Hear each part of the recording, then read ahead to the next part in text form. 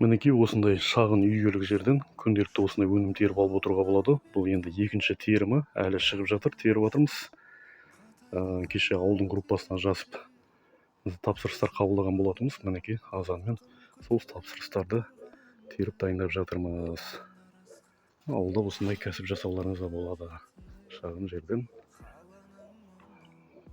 көп көлемде өнім алуға болады. Бұл өнімдер ауылдың тұрғындарына кететін болады. Осындай свежий күйінде килосы 500 теңгеден кетіп жатыр. Уытым 400-тен берген болатын кеше. Мінекей осындай шағын жылыжайдан осындай өнім алып күнделікті теріп отыруға болады. Бұл екінші терім әлде бар, термей кеттім оны. Құдай қаласа ертең теретін боламыз тағы да. Алла істеп жатқан кәсібімізге, диқаншылығымызға береке берсін. Мінекей үйелік жерді тиімді пайдалансаңыздар, осылай күнделікті осындай өнім шығып отырады. Мына жағы ауылдағы адамдардың заказдарына апарып берейін деп жатырмын.